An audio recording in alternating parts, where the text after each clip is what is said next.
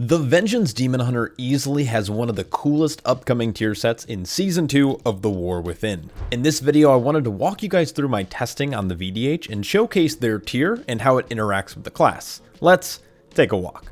Blizzard is trying something unique with the tier sets this time around. All the tanks are going to have the same Luck of the Draw buff and playstyle.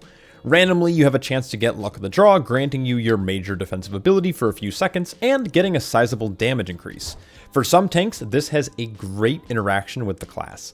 Demon Hunter is no exception.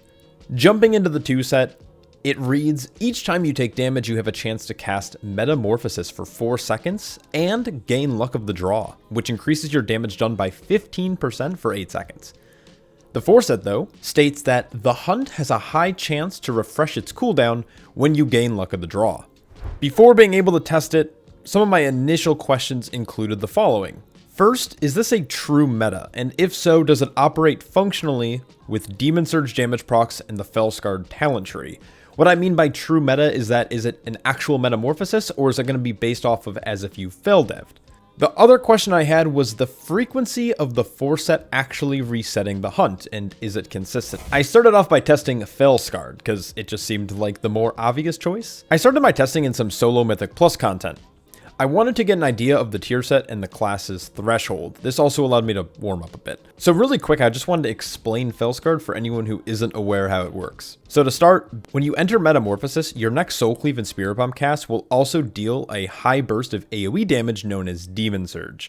Once you have the full hero talent tree unlocked at level 80, this power will actually extend to Fel Devastation, Immolation Aura, and Sigil of Flame, and then beyond that, every subsequent cast of a new ability that hasn't been casted yet once you enter meta will deal 10% more damage, ramping all the way up to like the 40 or 50 mark. Since this tier definitely procs a true meta, and you can tell because it lights up all 5 abilities, that means you're going to want to cast any of these 5 spells in that window to deal high amount of Demon Surge damage. Now, this is where it gets kind of a little insane.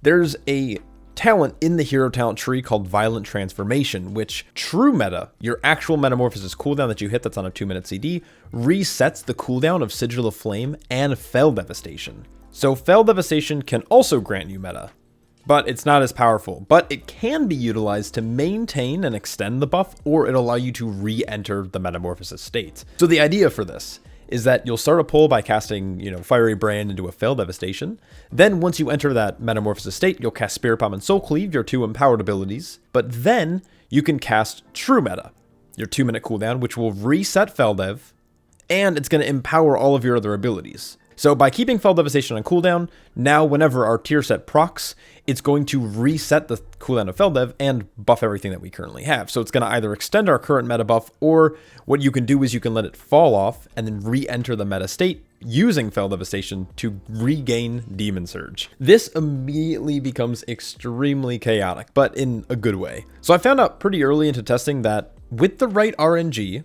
you can not only have extremely high uptime on Metamorphosis, but you can really play the field by managing and paying attention to your procs. Similar to Stagger, Vengeance Demon Hunters who are spec'd into Fel-Scarred can also play this talent here, Set Fire to the Pain, creating a Stagger-type dot on themselves that delays upfront damage while double dipping on the damage instance. Which means that this dot, along with direct damage you take, can proc meta, therefore you're probably going to be able to really push out the procs per minute. Now, there are a plethora of great Fel Devastation and meta-based talents in the tree, things like Dark Glare Boon and Stoke the Flames, that really push the damage of this build into Demon Surge and Fel Devastation. And this is a very nice priority damage palette. Kind of with that out of the way, I wanted to actually run a dungeon or two to see how this really holds up. As of current testing, the only dungeon available right now is Operation Floodgate, so it'll have to do. I did not just one, but I did 2 runs back to back, and this is mostly because I wanted to get a better scope of things. I didn't want to do 1 run and just assume that's what the procs will be. So the main thing that I'm looking for, obviously, is the proc rate of meta. Now on the Brewmaster, which we already covered, we saw roughly 2 procs per minute, which is a pretty high uptime. So I'm looking for something similar, though from my understanding, it's going to be closer to the 1.5 mark. My first run in here had a Luck of the Draw proc 27 times over the course of a 24-minute key. While there were a few refreshes, which is basically meaning we had close back-to-back procs, this was roughly 1.1 procs per minute. It's not bad considering the criteria for proccing the set bonus, like being in combat and taking damage. The second run offered similar results with 22 procs over a 20-minute run, meaning that over the course of a key, 1.125 procs per minute is roughly what we're looking at.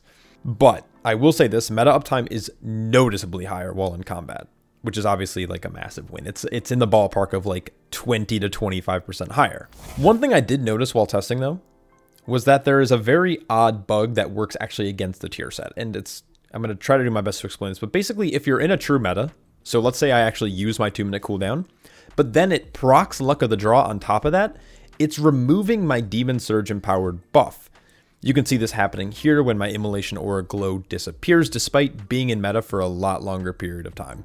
This happened quite a few times actually throughout my testing, which was slightly annoying, but outside of the damage loss, it really leaves the gameplay loop unaffected. You're still in meta and you're still extremely tanky. Regardless, this tier complements Fel-Scarred in a very chaotic yet meaningful way and should be a lot of fun for any Demon Hunter enjoyers out there. So next we are going to move on to Aldrachi Reaver. Naturally, Fel-Scarred did seem like the obvious choice for hero talents. They complement each other so well, but I wanted to give Aldrachi Reaver a try. Now, I'm going to be honest. I am not very well versed in this hero talent since it's generally a less popular choice on live servers, but the rhythm of the gameplay loop is actually quite simple. So for this, we're going to be moving away from Spirit Bomb and actually just playing a Soul Cleave build. The main reason for this is that this hero talent focuses on Soul Cleave specifically and doesn't really touch Spirit Bomb at all, where Fel-Scarred, it wants you to hit Spirit Bomb to get bigger Demon Surge damage. Essentially, as you consume Soul Fragments or cast the Hunt, it'll empower your Throw Glaive, turning it into Reaver's Glaive, which, once you cast, significantly empowers your Fracture and Soul Cleave in a lot of ways. With the 4-set having a, and I quote, a high chance to reset the Hunt, we should see a higher uptime on Reaver's Glaive, hopefully. So this build is very focused compared to the chaotic Fel-Scarred counterpart. Your rotation becomes extremely simple, with Fracture and Soul Cleave being essentially your rotation outside of maintaining Citadel of Flame on your enemies and maintaining the Immolation Aura. You'll want to basically hunt on cooldown and follow it with a Reaver's Glaive. What's cool about this though is it pushes all of your damage, and I mean all of your damage, into Soul Cleave and the Fury of the Aldrachi effect, which comes from this talent here, causing your Cleave and Fracture to basically hit multiple enemies. I absolutely did not think I would enjoy this playstyle more than Fel-Scarred, but I did. Probably because I'm a Brewmaster main and I like rhythm and consistency. I was able to push out way more damage in this build as well, with Soul Cleave and Fury of the Aldrachi basically being the brunt of my damage.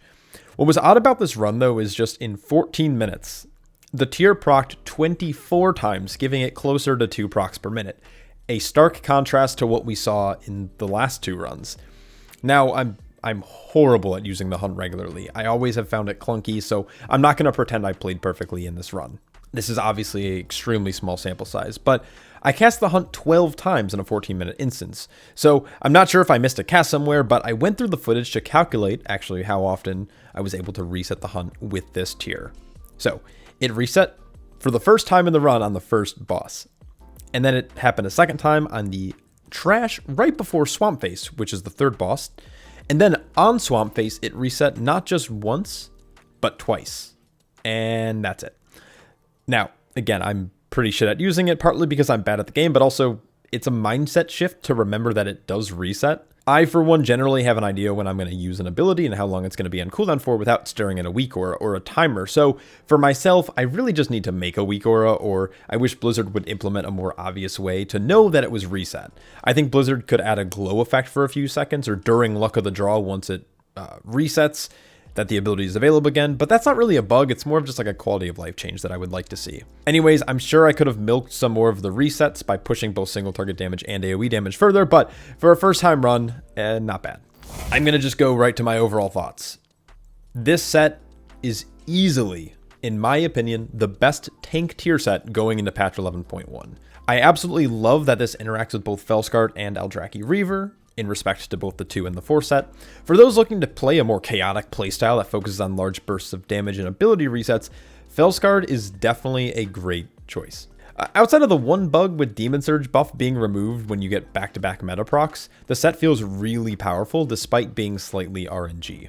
A lot of the power from the set actually comes from the 2-set bonus and not really the 4-set bonus. From my experience, while the Hunt is great, you'll be having way more fun blasting large Demon Surge damage. Especially because these buttons they glow and they're fun to hit. The one thing I did forget to mention though, is that Cycle of Binding was changed recently to basically only affect Sigil of Flame, but now it reduces all Sigil's cooldowns by 5 seconds instead of 2, meaning that meta resets, which refund Sigil of Flame, or Sigil of Doom I guess in this case, can have an interesting effect with cooldown reduction on your sigils, especially when you're looking at Silence and Chains. It's definitely not reliable with the resets, but just something to keep in mind. Aldrachi Reaver, on the other hand, definitely puts a lot more pressure on the 4-set to proc reliably. While the free meta procs are nice, they become kind of background noise or a background feature because the meat of this build falls into high uptime on Reaver's Glaive. The simple design of this ability cadence is simple, yet rewarding. I don't really have too many complaints with this set, honestly. I do hope Blizzard fixes the issue with Demon Surge, but I think any Demon Hunter main or Enjoyer is going to have a lot of fun next year. Anyways, massive shout out to all my Patreon supporters, because without you guys, I wouldn't be able to make content like this. I hope you're all staying happy, healthy, and I'll catch you all in the next one. Peace.